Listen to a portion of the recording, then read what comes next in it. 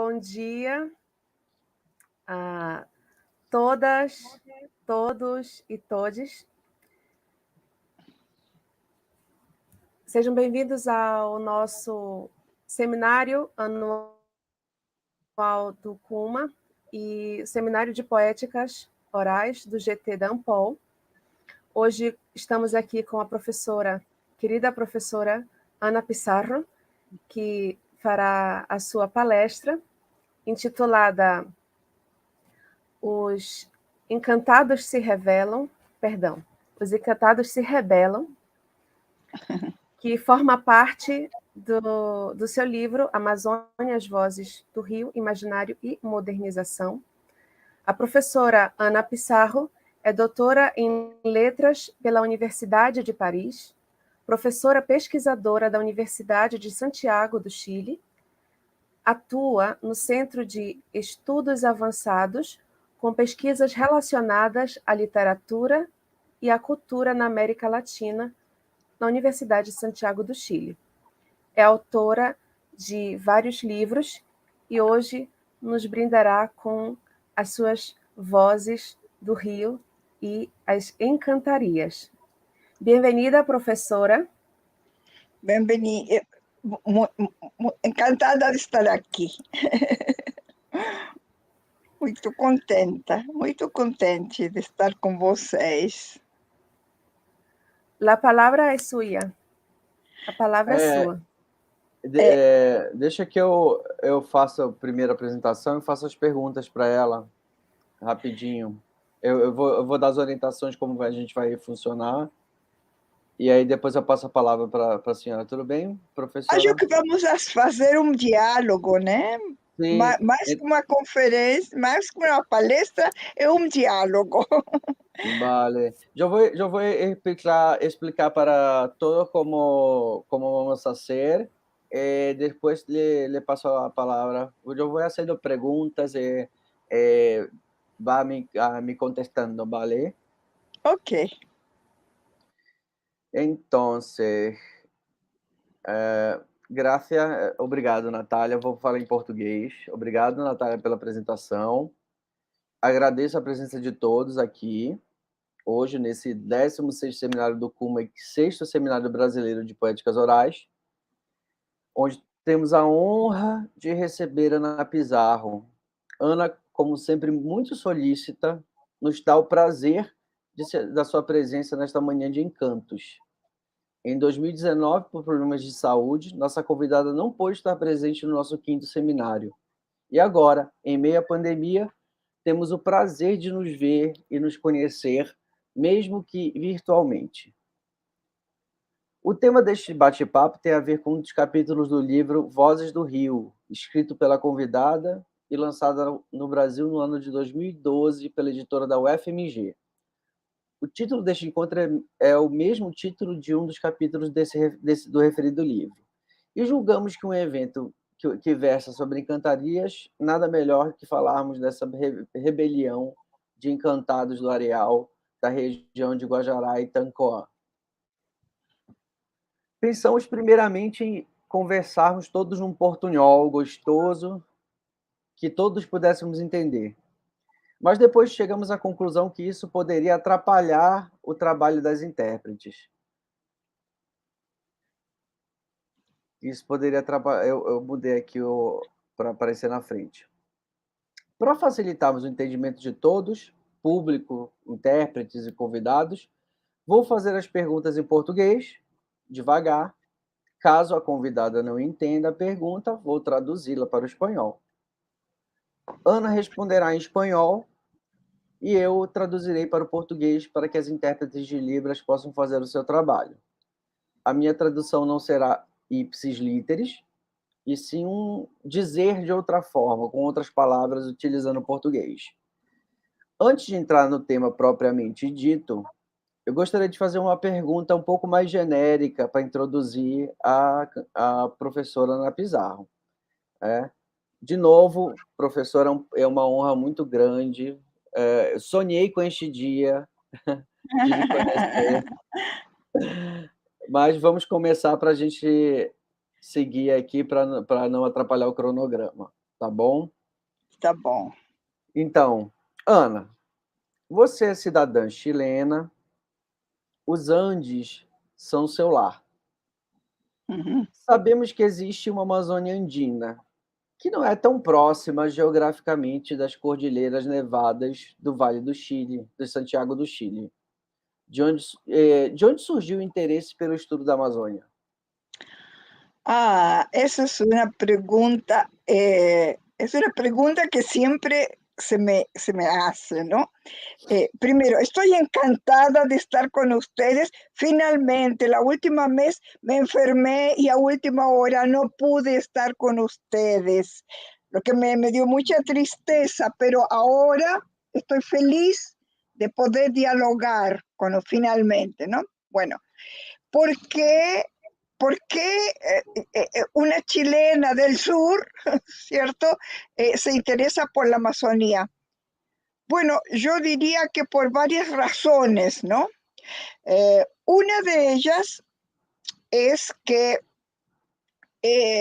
la Amazonía es en este momento un centro importantísimo de decisiones sobre políticas ambientales relativas a lo que es el cambio climático. Entonces, allí hay un interés internacional.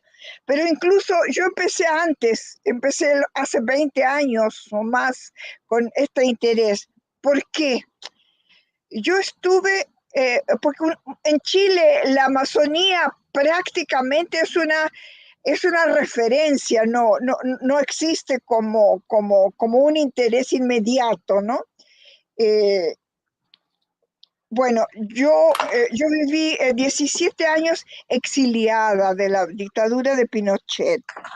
Este exilio me hizo vivir en varios países.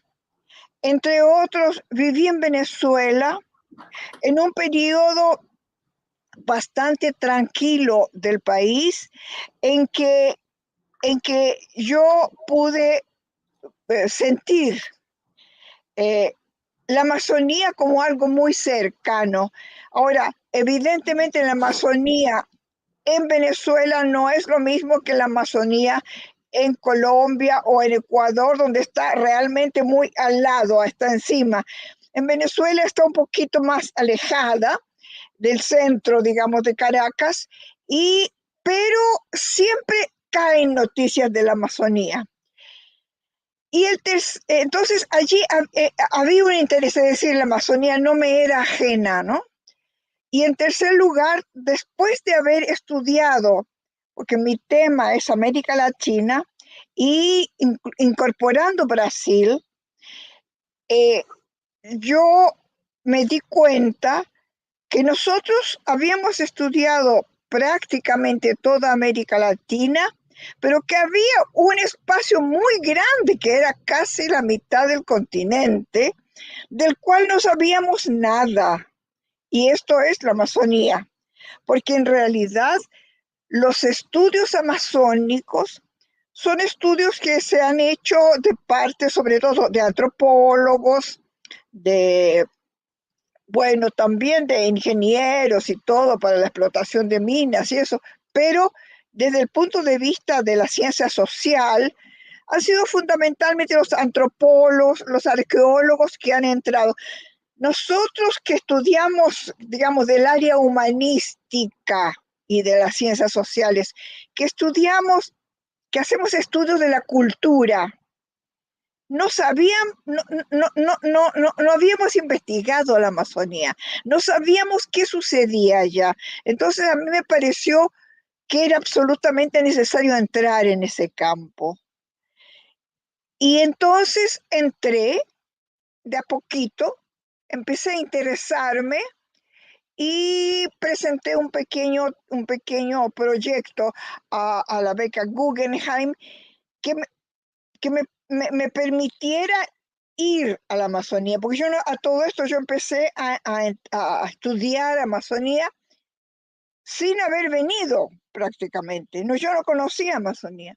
Empecé a estudiarla desde fuera y la beca Guggenheim me permitió viajar y me di cuenta que en realidad viajar yo podía hacerlo independientemente de becas o no, y que me era posible, ¿no? Entonces empecé a ir sistemáticamente a Amazonía, a pesar de vivir en Chile, en Argentina, en distintos países.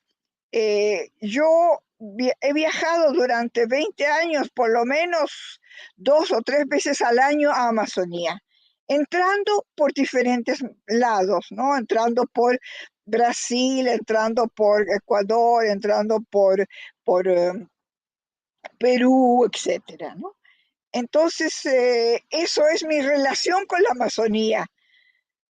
Sí, y lo que pasa también es que cuando la primera vez que entré, un poco me interesó mucho, me gustó mucho la gente, me pareció que era un espacio maravilloso. Entonces, eh, quise, quise entrar, es decir, empecé como a gustar mucho de mi objeto de estudio, ¿no? Y yo pienso que uno puede hacer investigación siempre cuando hay una ligazón, una buena investigación se hace con una ligazón como profunda con el objeto de estudio, ¿cierto? Y eso fue lo que me pasó con Amazonía. Sí.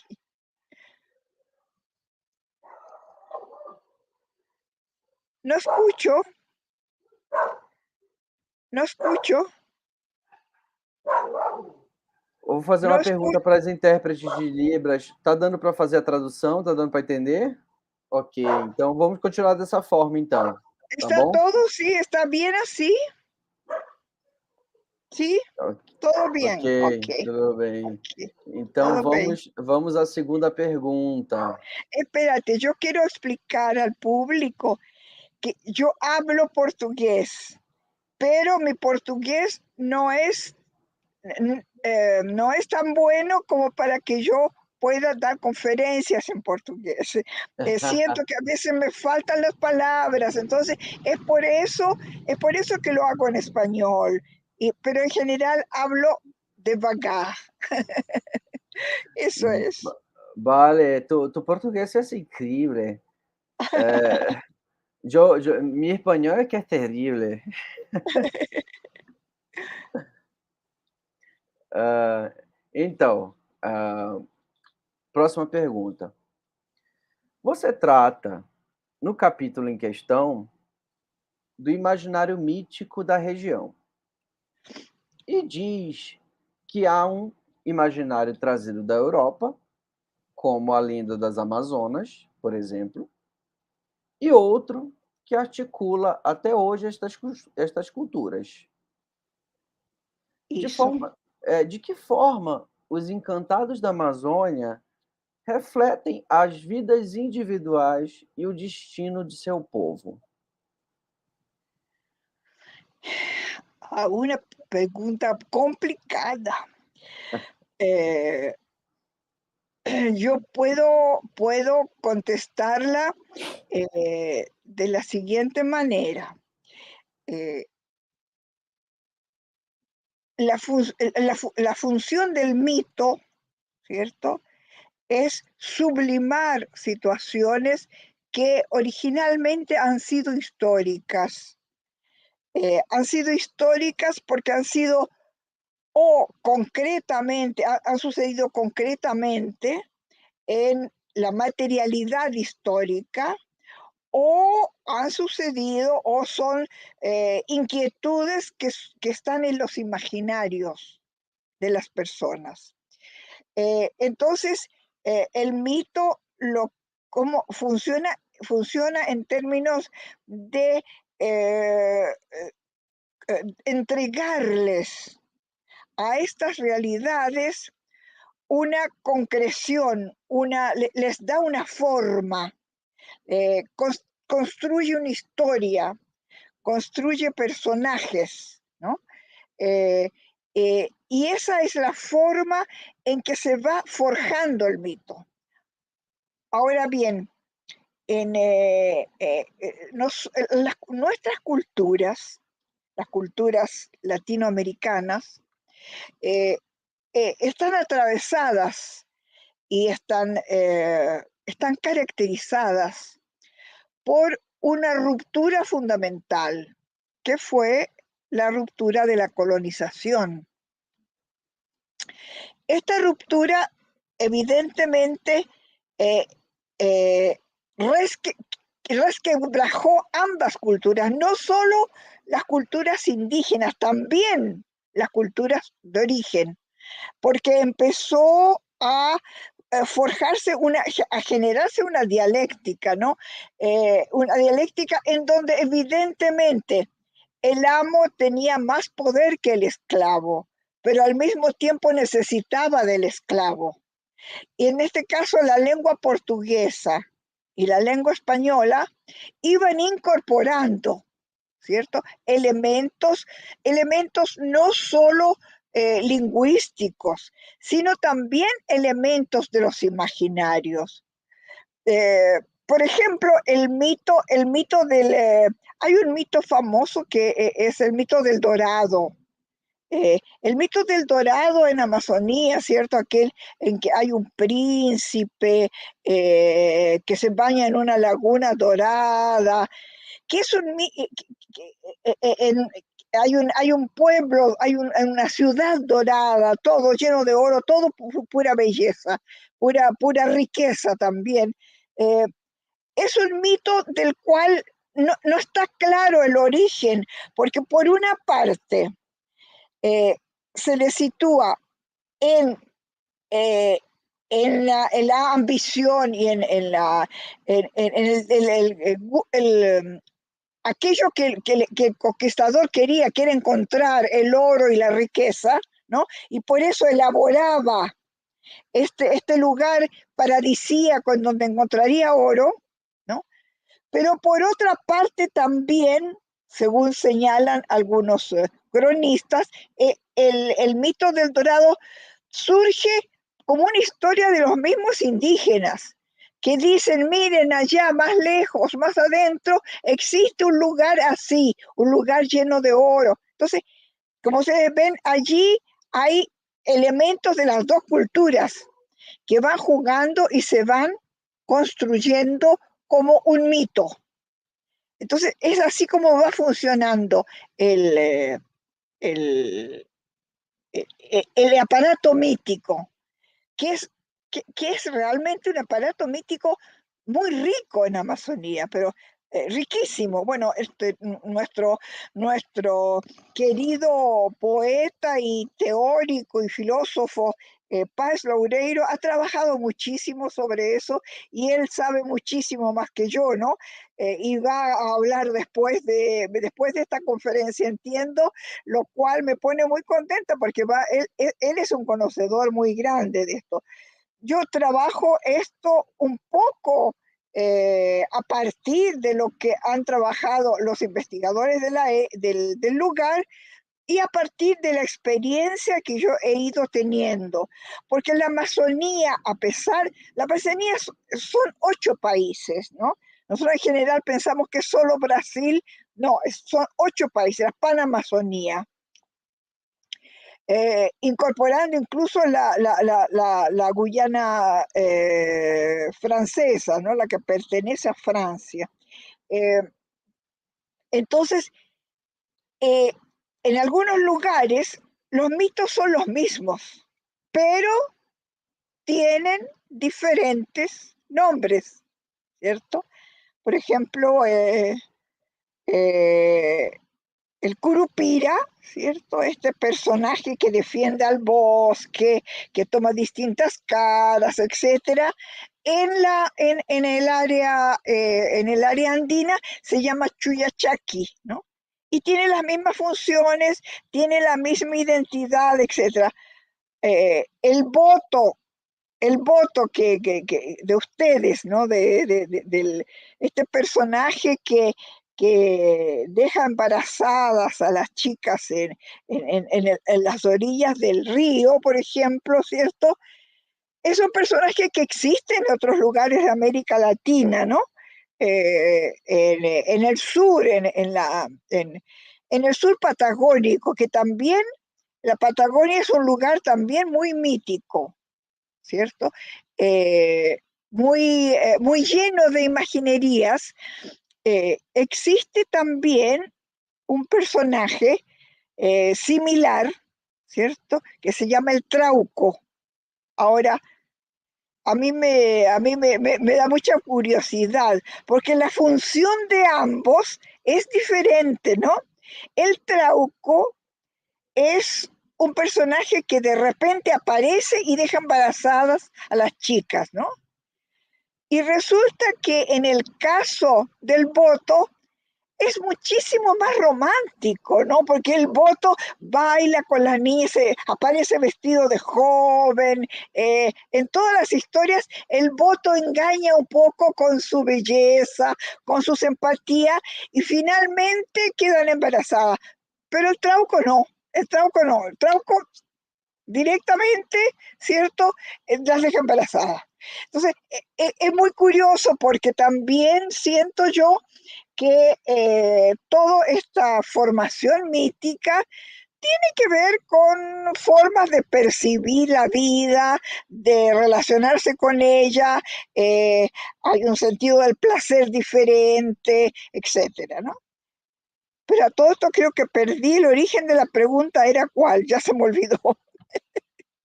Es que sí.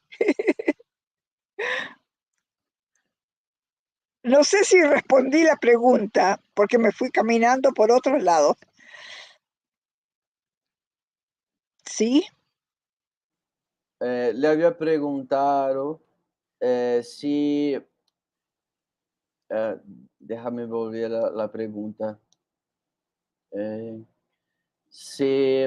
qué forma los encantados de la Amazonia reflejan las vidas individuales y el destino del pueblo? Eso es muy importante. Hay un investigador colombiano que afirma que los mitos surgen de situaciones históricas concretas, como te decía. Él habla del mito de Jitoma y dice que el mito de Jitoma tiene que ver con la guerra entre Colombia y Perú en el tiempo del caucho, ¿cierto? Que es de allí que va construyéndose ese mito. Es lo que afirma este investigador. Ahora,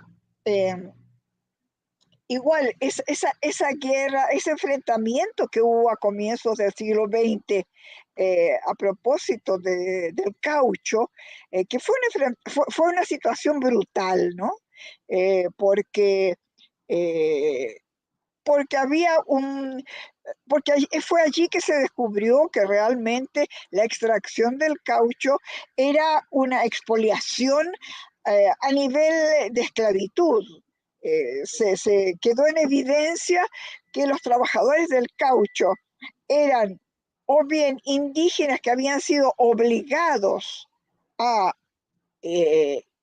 participar en la explotación del caucho, o bien en el caso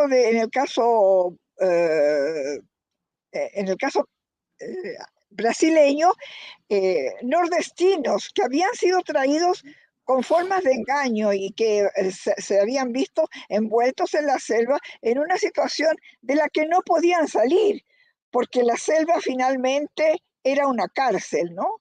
Uno se imagina la selva como algo abierto, como algo hermoso,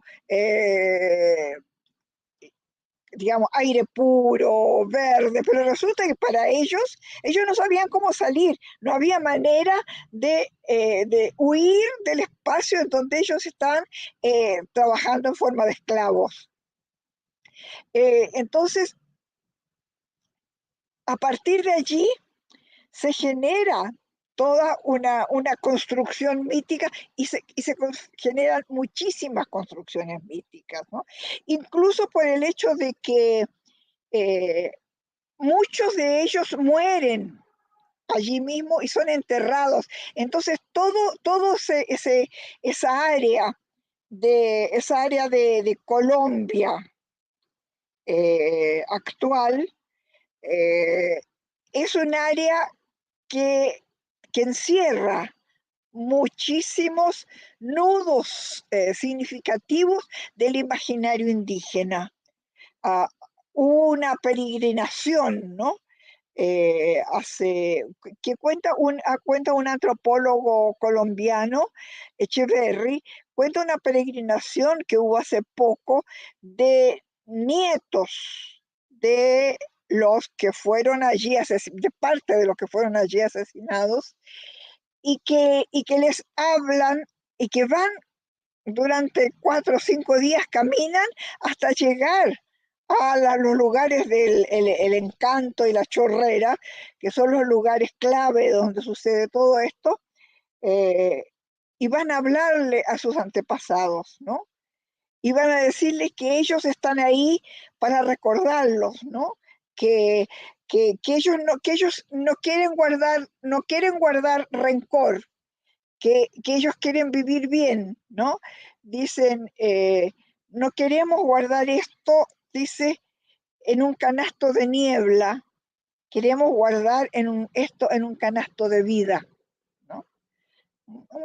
Que es una manera también metafórica de expresar algo positivo a partir de una situación terriblemente negativa como fue la explotación del caucho. Sí. Vale. Vamos à próxima pergunta, então. Antes de eu fazer um comentário, a professora Josebel Akel Fares, da UEPA, fez uma observação interessante. Ela falou do processo de variação mítica, que a meu ver me lembra um pouco o conceito de percurso movente do Zumthor. Perdão? De concurso? Percurso movente do Paul Zumthor. É um conceito que fala dessas variações, que alguns mitos, algumas lendas, elas vão se fazendo presente em outros espaços diferentes, distintos, sem saber de onde surgiu primeiro cada uma. É o que a gente chama de esgarçamento do tecido movente. Ele vai se variando e tal. Va variando, Ok, va variando. Digamos, la definición mítica es, por una parte, una tendencia a la fijación, pero al mismo tiempo es un imaginario en movimiento. Todos los imaginarios son en movimiento, ¿no? Y les damos diferente identificación dependiendo del momento histórico, ¿cierto? E sempre que eu falo sobre esse assunto, eu lembro do texto do Walter Benjamin sobre o narrador. Sim. Diz que existe um narrador residente e existe um narrador viajante. E que ambos se retroalimentam. Tanto o viajante que traz a sua cultura e narra onde está naquele momento, como também pega e assimila a cultura, a mitopoética daquele lugar e acaba levando para outro. Sí, a mí me parece muy importante y he trabajado un poco eso, la noción de cultura como una entidad en movimiento, ¿cierto? Porque nosotros, sobre todo en los años 60, ¿no? Cuando empezamos a descubrir la noción de identidad, por ejemplo, se pensaba que la identidad era como algo que estaba escondido, ¿no? Y que íbamos a descubrir. Entonces la identidad estaba como en una caja cerrada y finalmente la íbamos a abrir y allí estaba la identidad latinoamericana. Y sucede que no es así, no es así. Es decir, las identidades son procesos culturales que se van forjando, ¿no? Entonces, eh, Ángel Rama, que es mi maestro, ¿no? Desarrolló una tesis que es muy interesante a partir de Fernando Ortiz, que es la tesis de la transculturación, que ustedes deben conocer. Es una tesis en donde dos culturas, ¿cierto? Una de mayor fuerza y otra de menor fuerza, dan lugar a una tercera, que es este proceso, y eso se llama el proceso de transculturación. Esa tercera cultura somos nosotros, ¿no? Frente a esto ha habido mucha discusión, ¿cierto? Porque, por ejemplo, Cornejo Polar, que es un crítico peruano, planteó, bueno, uno, en realidad, no hay dos culturas que se asimilan. El problema, hay culturas que nunca se asimilan, ¿no? Entonces habla de la hibridez más bien, ¿no? De los fenómenos híbridos de las culturas. eh, eh, Son dos culturas que nunca llegan siquiera a entenderse. Claro, porque la realidad peruana también es esa, ¿no?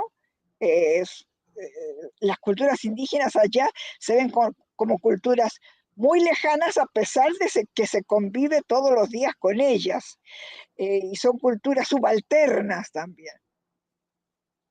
El caso de...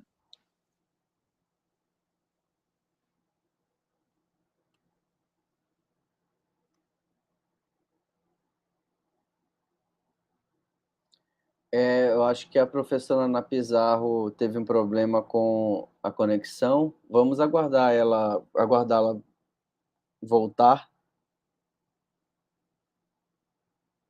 para a sala.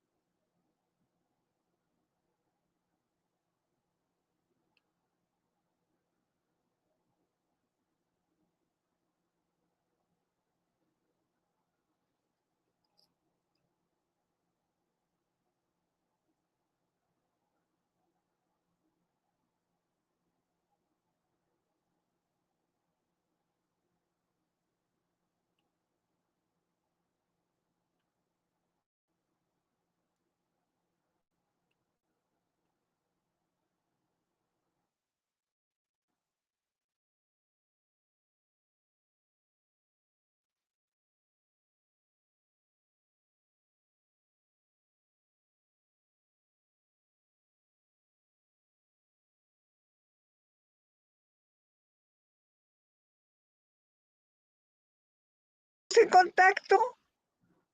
¿Estamos en contacto? Sí, agora sim. Ahora Creo, algo pasó que se cortó, tal vez pasé a llevar algo, no sé. sim, pero ¿Sí? escutamos a resposta completa. A gente escutou a resposta completa. Eu acho que na hora que a senhora terminou, cortou. Ah, qué raro. Bueno, Ah, eh, a senhora quer complementar mais alguma coisa ou posso passar para a próxima pergunta? ¿de qué estaba hablando que se me olvidó? Estaba hablando ah, de este proceso de las culturas que están en movimiento, ¿no?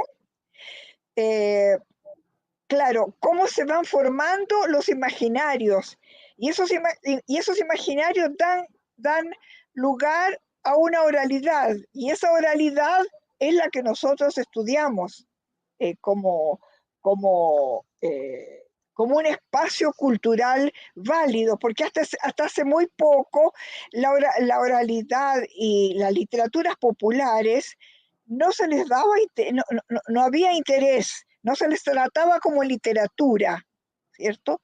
Yo he trabajado justamente en el sentido en que es necesario incorporar la noción de literatura popular, literaturas indígenas, literaturas afroamericanas, a la noción general de literatura, porque no hay una literatura, sino muchas literaturas, ¿cierto? Varios tipos de literatura. Entonces, nosotros, bueno, lo que les decía yo, que cómo se va formando entonces cómo se va formando el proceso cultural, el proceso de los imaginarios. Yo he pensado que contrariamente a la noción de transculturación, es decir, dos culturas que forman una tercera, en América Latina lo que se genera más bien es algo que yo he ido llamando de entramado complejo, ¿no? De entramado complejo, porque la operación transcultural nos parece parte de un proceso muchísimo mayor, cuya complejidad pone en evidencia la necesidad de mirarlo de otra manera, ¿no? Hay que tener una mirada como mucho más amplia, es decir, en el sentido de que hay una especie de centro en donde estas culturas confluyen, porque nosotros nosotros somos una serie de culturas que recibe otra serie de culturas, que se le imponen, pero que da una lucha con estas culturas y rehace entonces esta matriz cultural. Esto es lo que yo he querido llamar el entramado complejo de nuestra cultura, que no es una línea, no son dos culturas que hacen una tercera, son muchas culturas que entran en juego, ¿cierto? Y todos los elementos confluyen, se dislocan, se rechazan, se contradicen, se cruzan. Es decir, hay una serie de elementos paralelos que van formando especies de que van formando un entramado. Son flujos culturales que forman un entramado y que no es que desembocan en una cultura, sino que desembocan también en varias líneas culturales, porque nosotros no tenemos una cultura, tenemos por una parte verticalmente una serie de culturas diferenciadas, ¿cierto? Como la cultura brasileña, la cultura colombiana, la cultura chilena, ¿no? Por ejemplo, que son culturas diferenciadas, tiene sus elementos diferenciadores y tiene sus elementos en común. Y por otra parte, también estas culturas son culturas que han sido jerarquizadas, es decir, hay sectores culturales que tienen mayor poder y que por lo tanto distribuyen, que son en general los sectores alfabetizados y que distribuyen de otra manera, tienen otros receptores, ¿no? Que son gente, en general, gente que lee, que compra libros, que va a las librerías, ¿no? Y sectores diferentes y los primeros buscan un tipo de estética, ¿no? En cambio, hay otros sectores, como por ejemplo los sectores populares, que buscan otro tipo de estética. Los sectores populares rurales, por ejemplo, buscan la literatura de cordel, es una literatura que les produce, que les produce un placer estético. Es decir, no hay una estética, hay estéticas diferentes, ¿cierto? Nosotros siempre pensamos que hay una estética. No, hay estéticas diferentes. Las estéticas, por ejemplo, africanas, ¿no? Claro, para nosotros en general, fueron para la consideración de la cultura, parecían estéticas menores y sucede que son estéticas mayores, porque, por ejemplo, los movimientos de vanguardia de comienzo de siglo tomaron a las culturas africanas y aprendieron de ellos la abstracción, porque las culturas africanas tuvieron mucho más abstracción, descubrieron antes la abstracción que Occidente. Entonces, esto de validar las culturas socialmente no funciona, no tiene asidero, ¿no?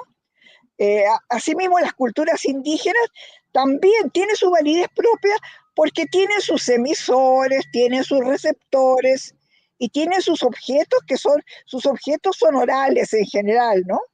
Ahora hay un fenómeno diferente que está sucediendo y es que los indígenas, el mundo indígena está publicando, está accediendo al área de las culturas más sofisticadas, las culturas urbanas, y está entrando en el sistema de difusión, lo cual tiene dos elementos complicados. Por una parte es bueno, porque son culturas que se difunden, ¿no? Por otra parte, son culturas que internamente no, digamos, las publicaciones no tienen la misma validez internamente en los grupos indígenas, ¿no? Porque ellos tienen otra forma de relacionamiento. Sabemos que, bueno, está David Copenhague,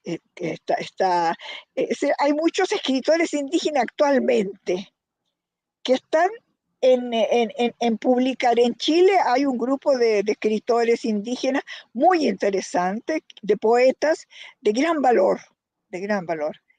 Entonces, todo esto era a partir de, ya no me acuerdo de dónde partí, a partir de cómo se forman estos imaginarios, ¿no? Es decir, la complejidad de formación de estos imaginarios es muy grande y yo he tratado de entrar, pero siento que es algo que necesitamos estudiar mucho más. Nuestro colega y amigo y mi muy admirado maestro, en el fondo, Páez Loureiro, ha trabajado muchísimo esto y de una manera maravillosa, ¿no? Entonces, así se va formando el cañamazo de la cultura nuestra, ¿no? Se va formando la complejidad, esto que llamamos nosotros la cultura latinoamericana, ¿no? Sí. Ok, muito bem respondido, obrigado.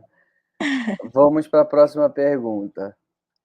As comunidades de Guajará e Tancoã são remanescentes de quilombos, de quilombolas, que por muito tempo tiveram pouco acesso a outras comunidades porque só se chegava até lá de barco. Isso. De que forma esse isolamento interfere na construção do imaginário e como a chegada do progresso interfere nas energias místicas?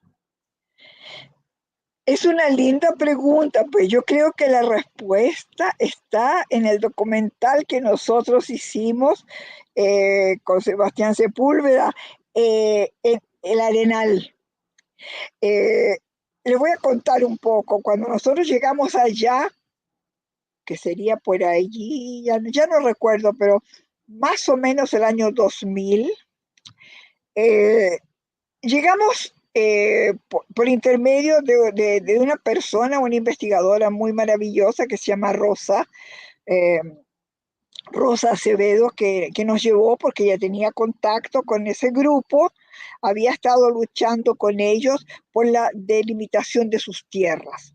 Ahora, era un grupo que tenía, cuya identidad, diría yo, era la existencia de un arenal al lado de ellos. Y entonces todo el mundo hablaba del arenal y el arenal encantado, ¿cierto? Ahora, este arenal nos dimos cuenta de a poco que era un arenal mítico, era un arenal que una vez al año se llenaba de agua. Entonces ellos veían que aparecían peces, aparecían flores, había una princesa que cantaba, decían ellos, ahí que se escuchaba. Uno no podía pasar al lado del arenal impunemente, es decir, había gente que podía morir si Sem pasaba pedir por allí. permissão, sem Exacto, pedir permissão para as mães, né? Para a mãe exactamente, d'água. exactamente, exactamente. Entonces, claro, nos pareció fascinante toda esta manera de pensar el mundo, porque en el fondo no es que, como en Occidente normal, una creencia es algo aparte, ¿cierto? Sino que para ellos el arenal les organizaba la vida. Es decir, la relación con el arenal hacía que ciertas personas no se quisieran, que ciertas personas armaran pareja, que uno viviera cerca o lejos, que pensara en el dinero que se podría tener o no, porque en un momento sucedió que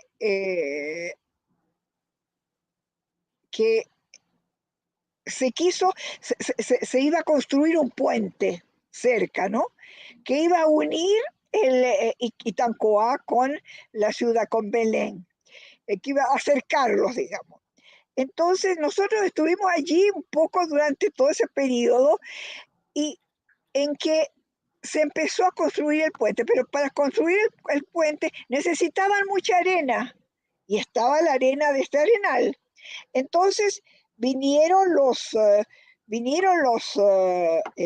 ingenieros, los que trabajaban en el puente, y vinieron a pedir comprar arena. Y se formó una gran discusión interna dentro del grupo en donde nos decían, bueno, está bien, nosotros somos pobres, necesitamos dinero y la comunidad debiera vender, pero otros que estaban más apegados al imaginario del arenal decían, ah, no, pero el arenal se va a enojar. ¿Cómo vamos a hacerlo si el arenal forma parte de nosotros? Bueno, entonces finalmente las cosas se dieron inevitablemente del lado del desarrollo capitalista. Y entonces vendieron. Entonces cuando lo vendieron, empezaron a llegar los camiones y ellos los miraban desde lejos y los camiones iban haciendo grandes huecos y ellos y se llenaban de agua estos huecos. Y ellos con mucho temor entraban a esta agua, lo miraban de lejos, no sabían qué. Y de pronto se fueron dando cuenta que los encantados del arenal ya no aparecían, sino que lo que aparecía era una luz, que tenía que ver seguramente con todas las luces de los camiones y eso, pero para ellos fue una luz, ¿no? No, lo que vemos ahora es una luz, una gran luz. Entonces, lo que sucedió es que con todo el proceso de modernización, ¿cierto? Que es el proceso de racionalidad en el fondo, porque la modernización es occidentalización. Y la occidentalización es justamente lo que mata una forma de pensar el mundo en donde no existen barreras cerradas entre la vida material y la vida transmaterial, ¿cierto? Entre lo que diríamos la realidad y la trascendencia, es decir, ese espacio del numen, ese espacio en donde, como dice Páez Loureiro, en ese espacio en donde los dioses aún no nos han abandonado, ¿no? Ese espacio en donde existe la creencia en una trascendencia muy fuerte, ¿no? ¿Qué es lo que canalizan las religiones también de alguna manera? Entonces, pero estas creencias generalizadas desaparecen. Entonces, todos estos personajes, ¿no? Incluso la idea de la ciudad de oro, que en algún momento nos hablaron allí, ¿no? Porque existe una ciudad de oro, es decir, todavía en el siglo XX, a fines del siglo XX, existía, a comienzos del siglo XXI, casi, existía una ciudad para ellos de oro en donde había un príncipe y todas estas cosas, ¿no? Un muchacho una vez nos habló de esto, ¿no? Entonces todo aquello se fue, empezó a desaparecer, ¿no? Entonces los encantados se rebelaron contra la construcción del puente, contra la movilización y se empezaron a ir, ¿cierto? Que es muy significativo de los procesos de modernización, ¿cierto? En donde los dioses empiezan a abandonar a lo humano, ¿cierto? En donde ya el proceso de trascendencia empieza a concretarse en lo material, ¿cierto? Eso es, ¿no? A mí me Então, eu parece creio eso que fascinante. creio que a senhora já até adiantou algumas das minhas perguntas, mas vou fazê-las. É possível dizer, então, que os Encantados do Areal são responsáveis pela coesão dos grupos de famílias remanescentes de quilombolas daquela região? Yo pienso que sí, yo pienso que en el caso de ellos sí, que ellos hacían la cohesión, ellos organizaban de alguna manera el grupo vivía en torno a todo este mito, ¿no? Y establecían relaciones muy en relación al mito, ¿no? Porque en un momento una señora mayor que está allí, que no me acuerdo en este momento cómo se llama, dice, no, dice porque los encantados no existen. Matita Perera no, ella no existe, porque ella se ha vuelto de esta religión que es muy racional también, porque que es la religión protestante, ¿no? Dice, no existe. Y después cuando está solita, dice, en realidad sí existe. Es decir, en el fondo de ella está esa lucha entre la existencia y la inexistencia de estos imaginarios. Es decir, ella está justamente situada en la frontera entre la trascendencia y la no trascendencia. Lo que es precioso, ¿no? Porque es muy difícil encontrar una situación así, ¿cierto? A senhora citou um trecho do documentário do Areal de Sepúlveda. Eu lembro da senhora falando na igreja que dizia que não acreditava, e Eso, aí depois ela Dona não, Luisa. mas eu acho que acredito. Eu fui Sí. longe da igreja, ela dizia, mas eu acho que ainda existe sim. Sí. Cuando dice, no existe, no existe más. Eso es na igreja. No existe. Eu não acredito nisso, né? Eu Mas creio que depois, quando ela está sozinha, ¿no? Él dice, sí, los encantados existen, sí, a Matita Pereira existe. É muito bonito então, isso. É muito lindo isso, não? Eu acho que tem a ver com esse cristianismo neopentecostal, essa rigidez, essa não tolerância a outras religiões, outras Isso culturas. no fundo, é um cristianismo muito, muito capitalista, né? É um cristianismo que acredita no dinheiro, na É o que eles chamam, modernização, é o que que eles não chamam, valora. Uhum. chamam de teologia da prosperidade aqui Isso, no a teologia Brasil. da prosperidade, isso, né? Hum. Mas isso mata ao mesmo tempo toda crença, toda tradição. Isso. Então, eu vou para a próxima pergunta, que a senhora já meio que respondeu. A senhora não, você já respondeu um pouco. Vou fazê-la. Você fala da lenda das Amazonas como de influência europeia na região, Uhum. mas o mito do El Dorado talvez seja o que melhor resume o areal, na sua opinião? Assim, como não necessariamente como uma fonte de riqueza material, mas uma fonte de riqueza natural, uma fonte de riqueza mística. O areal seria esse Eldorado.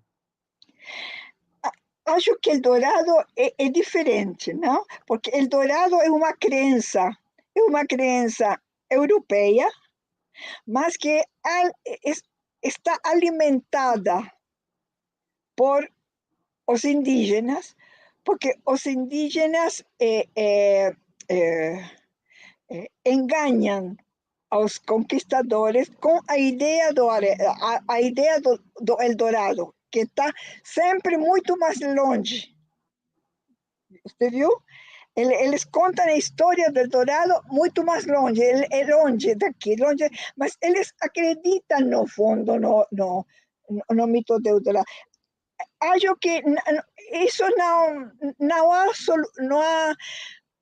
não é, eu vou falar espanhol, no está claro, no está claro si este mito es de origen europeo, que sí lo es, pero también es de origen indígena, ¿no? Son los dos mitos que de alguna manera, las dos formas míticas que se articulan, ¿no? Porque los indígenas utilizan ese mito también que ellos tienen, ¿cierto? Como una forma de engaño para los europeos. Eso es. Porque el mito, el europeo viene con una serie de mitos. El mito de las Amazonas es un mito que parece nacer en Irán, en Persia, mucho tiempo antes, ¿no? Que pasa por la cultura greco-romana, ¿no? Es como que se salta la Edad Media porque no aparece mucho allí y pasa a la modernidad, al proceso de conquista y colonización americanas en este caso, ¿no? El mito de mujeres guerreras, ¿no? Que yo creo que tiene mucho que ver además, porque una cosa es que existe el mito y que venga con el conquistador, pero otra cosa es que acá se lo tome y se lo haga revivir. Son dos cosas diferentes, es decir, uno a veces recibe influencias, pero para recibir influencias tiene que tener la necesidad, tiene que haber algún elemento que se articule con esas referencias, ¿no? Entonces yo pienso que en el caso de las Amazonas, también hay que pensar que todos esos que vienen reviven el mito de las Amazonas, por una parte, porque porque es un mito de mujeres, son hombres solos que vienen meses y meses en un barco, ¿no? Que están encerrados. Entonces, de alguna manera, las Amazonas constituyen un mito erótico, ¿no? Y por otra parte, hay una realidad aquí en América Latina, y es que en muchos pueblos indígenas existe un matriarcado, es decir, la mujer tiene mucha importancia y hay mujeres guerreras, ¿cierto? Entonces, estos dos imaginarios funcionan de manera de articularse y de allí aparecen las amazonas. Yo al comienzo había pensado que se trataba solamente de un mito europeo que llegaba con el conquistador, porque es un mito que existe en Persia, ¿no? Pero resulta que después me di cuenta, a través de trabajos también de autores amazónicos, que, que existe también esta presencia tan importante de la mujer en los grupos indígenas. La mujer es una entidad marcante del grupo. Es el centro, ¿no? Es el centro del grupo. El hombre va a casa, pero la mujer está allí, que es la continuadora de la cultura, certo? Claro. Certo.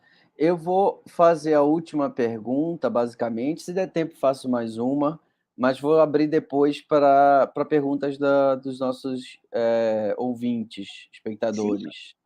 Sim. Então, a última é a seguinte: a rebelião dos Encantados do Areal é uma reação ao progresso desenfreado após a construção da alça viária, da ponte, da extração da areia do local e da proliferação do cristianismo neopentecostal, Isso. que, em alguns casos, flerta com o fascismo. Como em toda rebelião, há mortos e feridos. Há alguma forma de que nessa ou em alguma das tantas outras rebeliões de encantados que aconteceram, acontecem ou irão acontecer ao redor do mundo, os encantados e os povos neles refletidos possam ser vitoriosos? Possam ser victoriosos. Vitoriosos. No sé. Es una pregunta que me es difícil contestar, porque para que los encantados sean victoriosos, la fuerza del capital tendría que ser mucho peor. Y la fuerza del capital es muy grande. La fuerza de la modernización capitalista, expresada en las iglesias pentecostales, porque no hay solo las iglesias pentecostales. Si no hubiera habido la iglesia pentecostal, allí habría habido otros elementos capitalistas que habrían ido entrando poco a poco, ¿no? Acá es mucho más violento porque entra la iglesia pentecostal, ¿cierto? Entonces, la entrada en el fondo de la modernización, en la entrada de la alza viaria acá, es también la entrada de la racionalidad, la entrada de la importancia del dinero, ¿no? La entrada del dinero como valor, porque son comunidades que prácticamente no tenían sentido del valor del dinero todavía, ¿no? Son comunidades que viven un poco de lo que pescan, de lo que plantan, tenían una relación muy alejada con el mercado, pero al establecer una relación más directa con el sistema capitalista, les entra todos los valores capitalistas, por lo tanto, el dinero, el desarrollo de la modernidad, de la modernización de sus habitaciones, de sus lugares de vida. Y entonces esa racionalización deja de lado, mata las creencias en la existencia de una trascendencia, de un mundo de los imaginarios, ¿no? Fíjense ustedes que en sociedades que son, digamos, en las sociedades campesinas, que están más cerca de lo urbano, ¿no? Toda la imaginería se va quedando en los abuelos. Por ejemplo, acá en Chile, este tipo de imaginario es muy raro, casi no existe. Lo que existe, que es lo que me llamó la atención cuando yo llegué a Amazonía, que ese imaginario estuviese tan vivo y que condicionara las formas de vida. Porque acá en Chile ese imaginario es muy lejano, es algo que contaban las abuelas, un poco con una sonrisa, ¿no? Las abuelas contaban eso que no es verdad, digamos, ¿no? Pero que se los vamos a contar porque es una rareza, esa es la idea. Es un imaginario que va quedando mucho más lejos, porque ya entró la modernización capitalista y la racionalidad, ¿cierto? Ahora, existe este imaginario en la parte sur-sur, en Amazonía, porque son lugares mucho más alejados, que están mucho más lejos de la modernización, justamente, ¿no? Ellos viven muy aislados, viven en un mundo en donde lo real y la trascendencia son una misma cosa, ¿no? Son una misma cosa. Es algo parecido a lo que, a esto que la novela llamó lo real maravilloso, ¿no? Esa falta de límite entre lo que nosotros llamamos real, que quién sabe si es real, ¿no? Y, y los imaginarios, ¿cierto?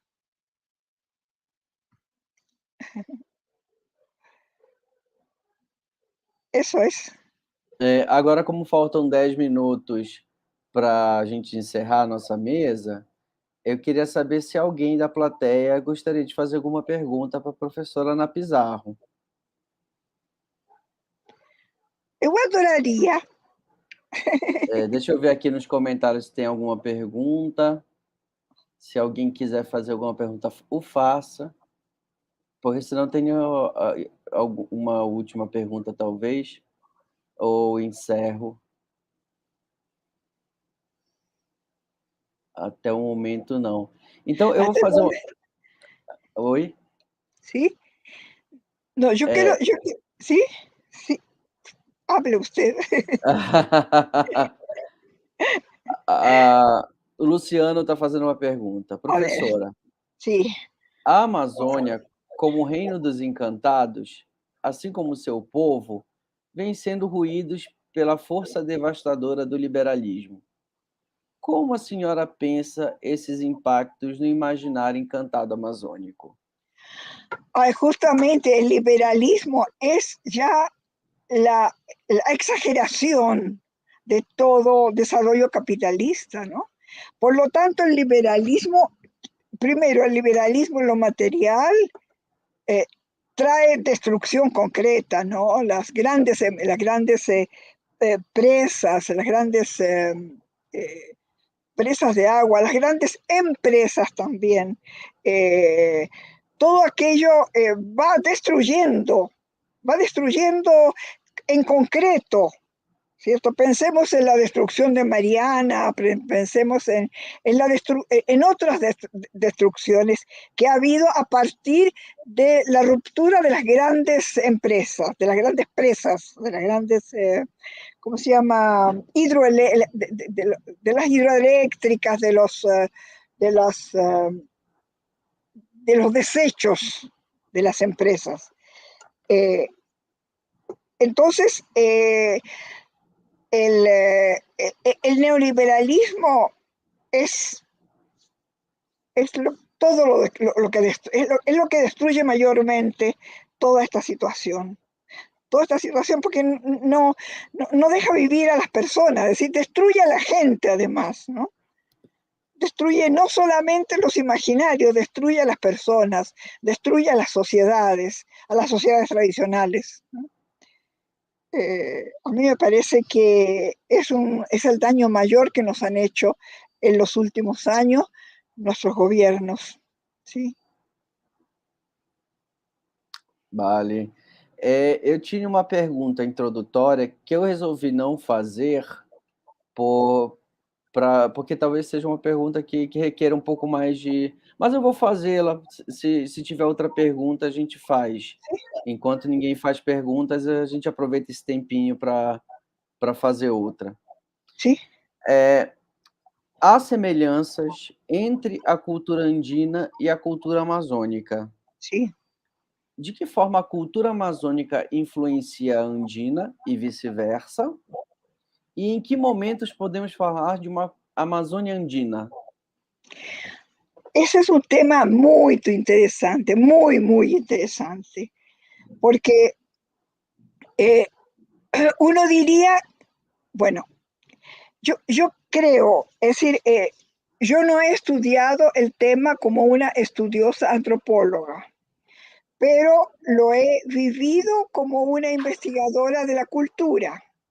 Entonces, lo que yo he observado es que existe una cultura andina que es una cultura ligada a sociedades que fueron conquistadas, que tuvieron que luchar y que fueron destruidas y que se tuvieron que reconstruir prácticamente en todos sus espacios. Ahora, la diferencia con las culturas amazónicas es que el conquistador en las culturas amazónicas pasó por el río. El conquistador no permaneció, no se asentó, no construyó sociedad allí.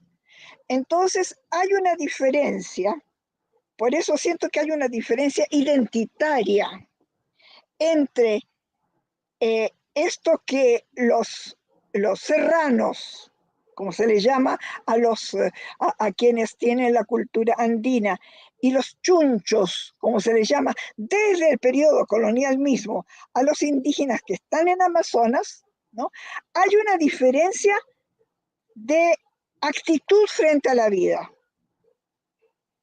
Yo siento que los amazónicos tienen una relación mucho más ingenua con la vida, tienen una relación mucho más directa, tienen una relación mucho más directa con sus imaginarios. En cambio, el mundo andino tiene una relación que ha surgido de la resistencia. Es una relación que ha surgido. Ellos conocen los mecanismos para la defensa. Ellos, es decir, tienen un pensamiento que puede ser doble, ¿no? Porque tienen que defenderse, ¿no? Entonces, esta imagen que existe del mundo andino, ¿no? Que es un mundo complejo, que es un mundo cerrado, que es un mundo a veces traidor, que es un mundo en el fondo un poco más peligroso, tiene que ver con que el mundo andino es un mundo que tuvo que ejercer la resistencia y tiene una historia de resistencias muy fuertes. No así tanto el mundo amazónico, en donde no hubo que desarrollar grandes resistencias, ¿cierto? Sino que el conquistador pasó por allí, no se asentó, salvo ya muy avanzada el proceso de conquista por los portugueses y la instalación de Manaus o Belén o Santarém, ¿no? Eso me parece que es una diferencia bien grande. ¿Pero por qué estaba haciendo esta diferencia? Porque son dos maneras también de imaginar. Ahora, estas dos maneras de imaginar también tienen evidentemente sus vinculaciones, porque sucede que el mundo amazónico no es que estaba alejado del mundo andino. Si se han encontrado piezas, piezas elaboradas en piezas de barro, ¿no? Cuencos de barro elaborados de la cultura marayoara, que está a la salida hacia el Atlántico del río Amazonas, se las ha encontrado en Colombia, ¿cierto? Es decir, que había un tráfico allí, había relaciones. Esto que nosotros pensamos mundos separados, no, no eran mundos tan separados. Los personajes míticos, el poto se llama acá Chuyachaki, existe, tiene la misma función, ¿no? La cobra grande, ¿cierto? Es la serpiente de acá. Es decir, los imaginarios son muy parecidos. Eso a mí me llamó mucho la atención y me di cuenta por eso que la Amazonía era un espacio cultural que tenía una estructura similar, más allá de las lenguas, más allá de los desarrollos históricos, ¿cierto? Eso es. Vale. A professora Vera Lúcia Medeiros perguntou sobre o documentário do Areal. Sí, Ele fica encartado no livro Vozes do Rio. O nome é O Areal, o Areal, sí. tá em português. Está en portugués, sí. O Sim, Areal, está sí. no livro Vozes do Rio, da En professora el Ana libro Voces Pissarro. del Río, pero también está, se puede ver a través de internet, de YouTube. Yo puedo mandarle la indicación, porque yo la tengo por allí anotada, porque se puede ver directamente, ¿no? Ok. Según, Eu según tentei procurar no YouTube e não achei. Mas se eu en tiver o link, YouTube, depois no a senhora sabe me que manda e eu repasso para a durante, professora Vera. durante mucho tiempo yo pensé, aquí está. Tendría que escribirlo y yo no sé cómo escribir aquí sin romper Ah, todo. Entonces pode yo, se, escreverlo depois que yo se lo eu mando después. Yo se lo mando mando para a después. professora Vera. Eso. Porque Vale. yo siento que es un documental que enseña mucho, que enseña sobre los imaginarios amazónicos, ¿no?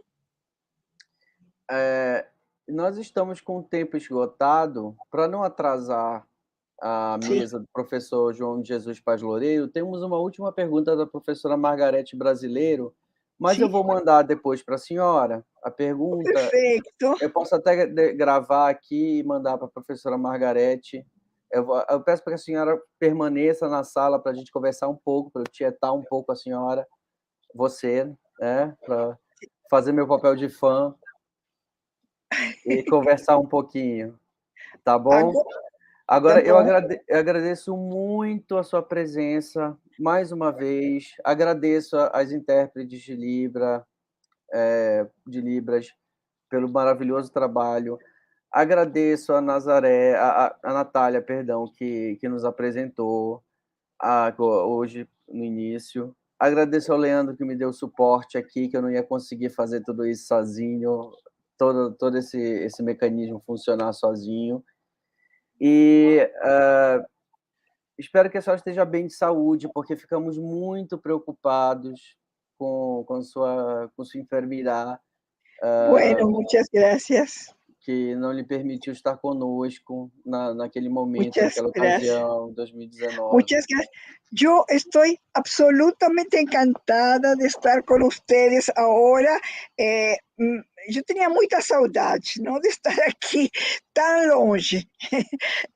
Pero ahora que estoy con ustedes aquí, estoy muy contente, yo voy a seguir trabajando sobre Amazonia hasta o fin.